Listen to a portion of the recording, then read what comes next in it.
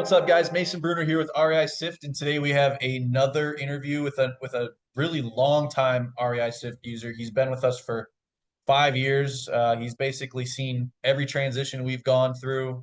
He's been in the game a bit. He's been embedded in our community, and he's extremely active in our mastermind community. I was looking at his post history. The dude posts a couple times a month.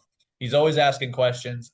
We have Adam Garner with us today, and thanks for coming here, man. Before we get started, I was curious, where are you working out of, and give us a little bit of backstory. Yeah, so I'm based out of Philadelphia. We market in most of Pennsylvania, in the southeast area, Delaware, and New Jersey. Um, Wholesale, rentals, some land and development as well. Okay, okay. And has that changed over the 5 years, or was it kind of always that, or what's that look like? I've had rentals for probably like 6 or 7 years. I would say like Okay, 5 years ago, I was mostly focused on wholesaling and land. Once the market started to shift, new construction became, less feasible. So we shifted more to rehabs, like multifamily rehabs instead, just because of rates and construction costs. okay, copy that. So you said 6 or 7 years ago you started, so you were already investing well before REI Sift ever came into the picture. What was that story like? How did that come about? Yeah, I mean, when I was in college, I basically used a good chunk of the money that I had to buy two cheap rentals with a partner. We bought two duplexes, so that was really my first foot in the door for real estate. Then I worked for two different developers in college as well. And once I graduated, I kind of went out and did it on my own.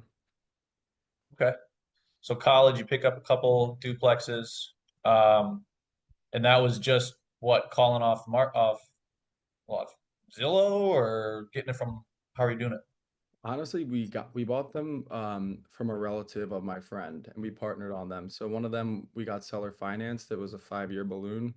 That one's already paid off. The other one we just bought like conventional. Still have that? I still have both, and they cash flow like crazy, honestly.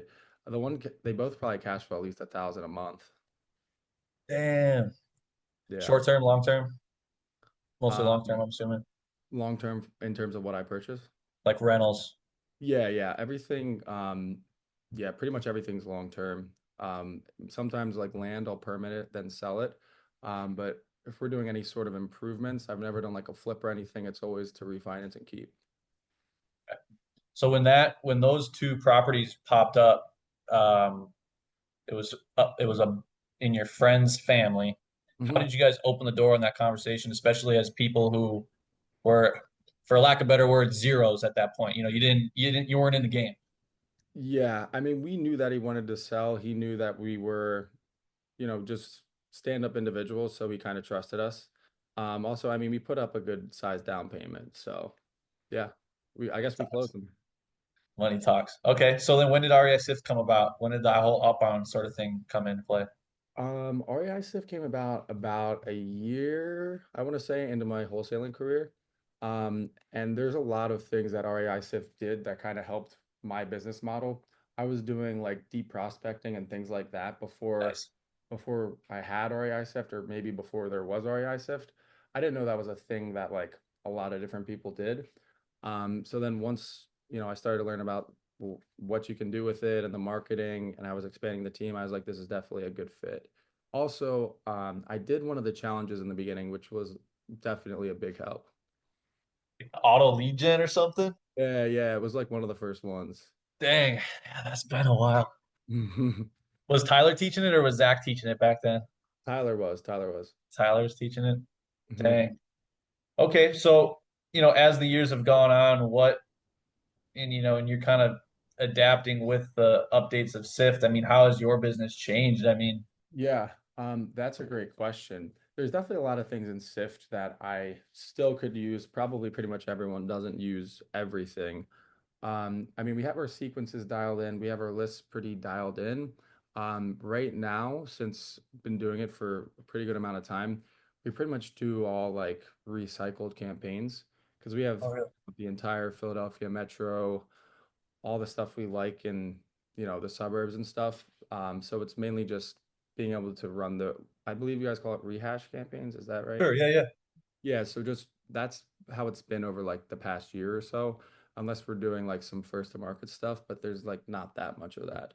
So just figuring out the best way to run that efficiently and still get the same return because there was a way different return on a campaign that has no statuses that weren't answering versus Yep, like a campaign of cold versus a campaign that's like a fresh list. sure. So it's a little bit harder to gauge what's going to come in terms of leads, and the productivity of the cold callers is obviously going to be different on the no answer versus like the not interested. Okay. Yeah, I mean, I remember maybe a couple years ago, Tyler posted a video about how it's entirely possible to basically have all the correct numbers in a market, and basically just have to do follow up for the rest of the time.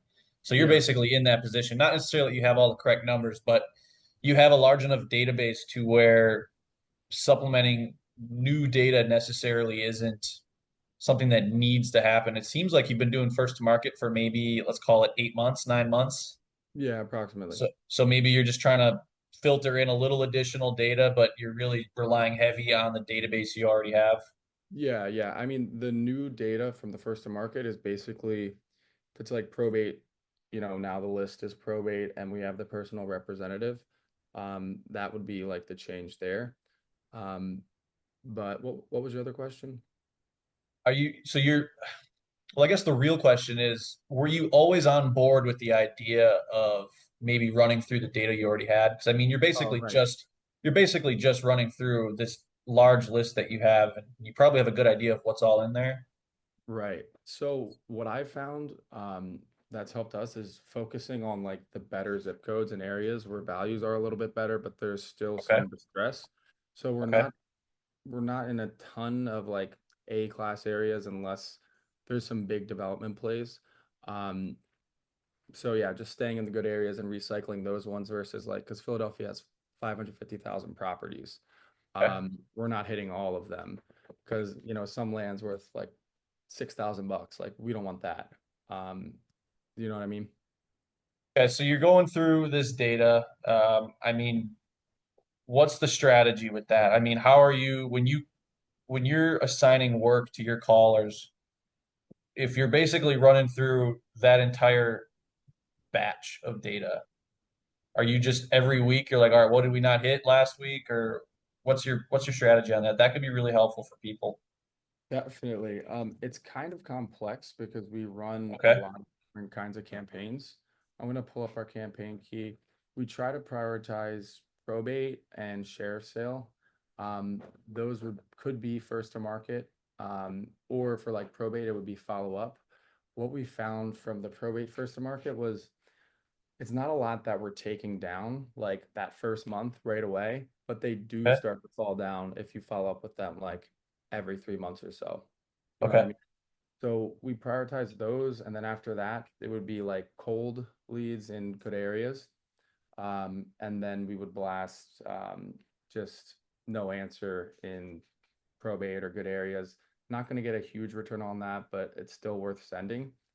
Okay. Um, and I'm trying to think. And then we always text before we call. You always text before you call. Yeah, When did that come about? we always like text blast before we call. It's just cheaper and quicker. Calling like to keep up texting to calling, like you need way more callers than you do like people and systems for texting. Like we just use Smarter Contact. Um, the calling to like we don't have enough callers to keep up with the amount of texting we do. So by texting first, we can update our statuses and then there's less for us to call.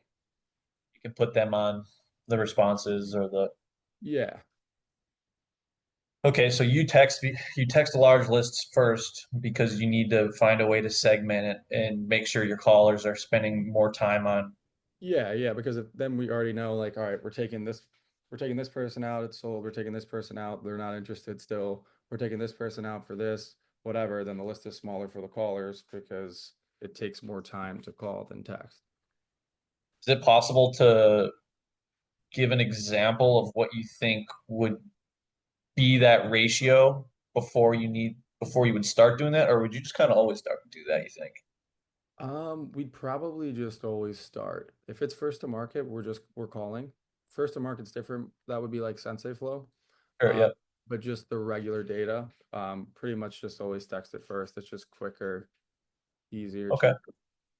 And then how many callers do you have right now? Um, I have two wholesale companies. We have two in each and one texter in each.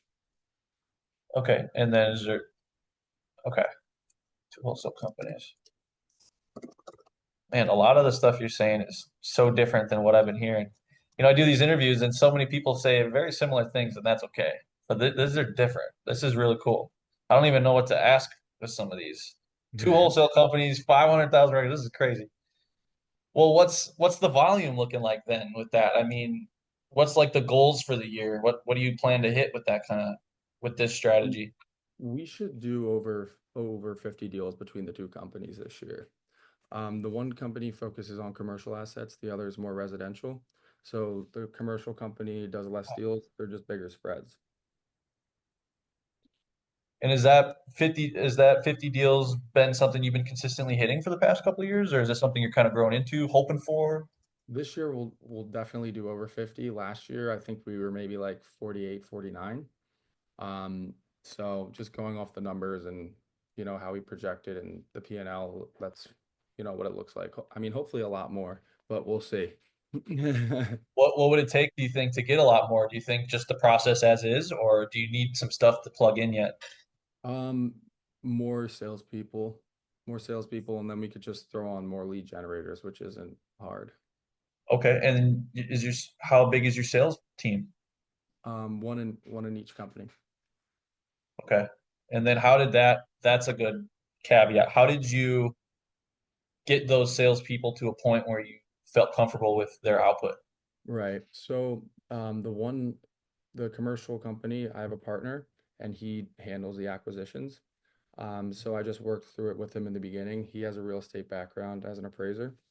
So just kind of got him up to speed. Then the other company started him as an LM and just worked him up. Now he closes more than 20% this year. I don't know the exact number, but definitely it's got to be more than 20% of offers. That he's closing 20%. Of his offers, yes. We're Okay. picky like about what we offer on. Like if they're not ready to make a decision, we're not just throwing an offer out there for someone that's collecting.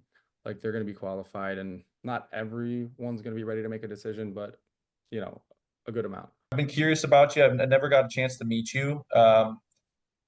Tyler has mentioned you quite a few times as one of the guys I need to reach out to, and I was like, man, I gotta get on a call with this guy and see what he's about. And you're actually a lot different than I expected. Based off your headshot, I thought you were a suit tie type dude, but you Uh, seem like just I, a chill, I fit chill on. guy. That's what I was getting with the quiet professional, man. The headshot threw me off. Then I'm like, oh, this guy seems like someone I could get a beer with. Yeah, yeah, more the beer with type of guy. I'm just putting on a show with the headshot. Awesome, man. Well, I appreciate your time. No, definitely, man. REI Sift super. I couldn't imagine like not having REI Sift. Seriously, I've built the wholesaling around it, and it can do so much more than like what other CRMs or data management platforms can do. So I'm happy to help you guys out a little bit for sure.